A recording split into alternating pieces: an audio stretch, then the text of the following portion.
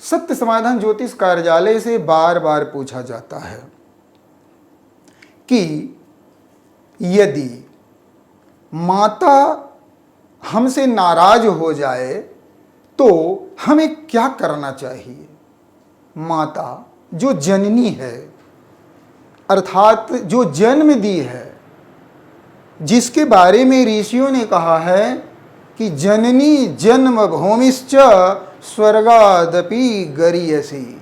जननी अर्थात जो माता है, और जन्मभूमि जहाँ पर हमारे इस पार्थिव शरीर का जन्म होता है, वह जन्म स्थान स्वर्ग से भी अधिक महत्ता रखने वाले होते हैं, बड़े आदर मान के पात्र होते हैं। माता जिसके गर्भ से हम जन्म लिए और जिस स्थान पर जन्म हुआ वह धरती बहुत ही आदर के पात्र होते हैं। यदि यही नाराज हो जाए तो समझ जाएं कि आपके मन में अशांति होना, आपके विचारों में विचलन की अवस्था का आना, निर्णय लेने में अभाव होना, नस रोग होना, मानसिक असंतुलन बनना इत्यादि इत्यादि मन से संबंधित परेशानियां होती हैं, जिनमें भ्रम ले लें, शक संदेह ले लें। बहुतों को ऐसा देखा जाता है कि घर में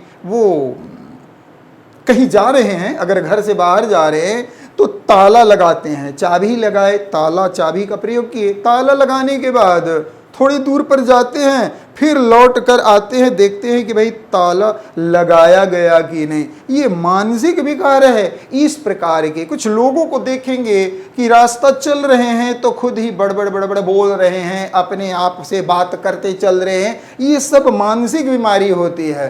तो ये मानसिक बीमारी होने का कारण होता है माता नाराज है, और जिस जन्मभूमि पर जहाँ आपका जन्म हुआ, जिस जन्मभूमि पर आपका सम्मान, श्रद्धा और प्यार झलकना चाहिए, वहाँ आप उस भूमि का तिरस्कार कर रहे हैं, अर्थात उसका बेचान कर दे रहे हैं या नष्ट भ्रष्ट कर रहे हैं। इस प्रकार से समझें, उसको नष्ट न होने दें। भगवान राम जब वनवास गए थे तो मैं आपको स्मरण दिला दूं, हो सकता है कि रामायण को आप मुझसे ज़्यादा जान रहे हों। भगवान राम अयोध्या की मिट्टी एक अच्छे से कपड़े में लपेट कर साथ में लेकर गए थे, और वहाँ की मिट्टी की पूजन हमेशा करते रहे। 14 साल, 14 वर्षों का वनवास उन्होंने बिताया, और दैनिक रूप से सूर्य की आराधना और अपनी मातृभूमि का पूजन करते थे। तो भगवान राम मर्यादा पुरुषोत्तम हैं, तो मर्यादा हमें बतलाए, सिखलाए, करके दिखाए कि ऐसे सम्मान करना चाहिए।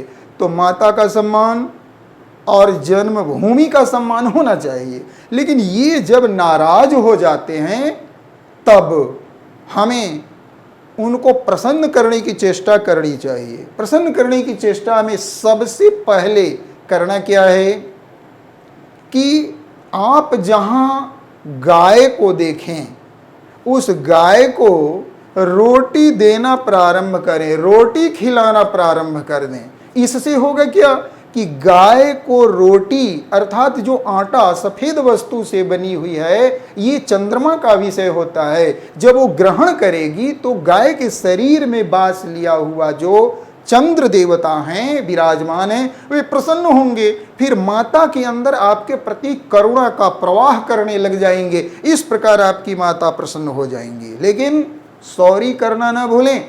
माता के साथ बैठकर उनकी जीवन की समस्याओं पर आप विचार विमर्श करें और मधुर वाणी से उनको प्रसन्न करने की चेष्टा करें। माता से प्यार से बात करें, श्रद्धा से बात करें, उनको शारीरिक सेवा भी प्रदान करें, उनका हाथ पांव दबावें, जिससे कि उनको प्रसन्नता हो।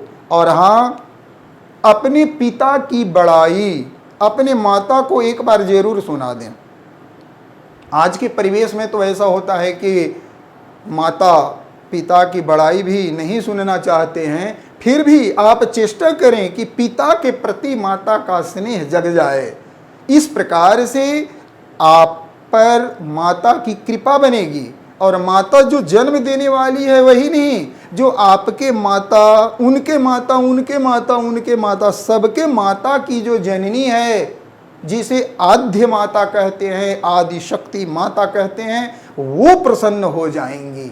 इस प्रकार से चंद्रमा से संबंधित लगने वाले लगभग सारे दोष मिटने लग जाते हैं।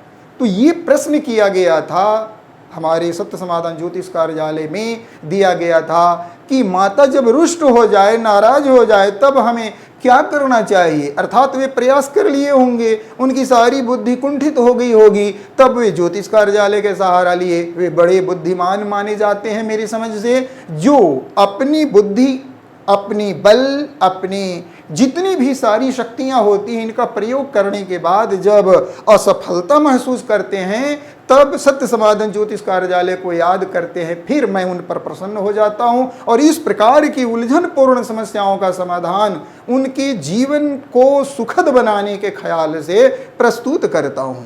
तो समझ गए होंगे कि माता की अप्रसन्नता का परिणाम क्या होता है और माता को प्रसन्न कैसे किया जाता है। ये मैं पहला उपाय बतलाया, आगे और भी उपाय बतलाऊंगा। पहले आप इस प्रथम उपाय को करके देखें, पुनः संपर्क करें, आगे और भी उपाय बतलाए जाएंगे। आइए अब अगले प्रश्न पर भी विचार करता हूं।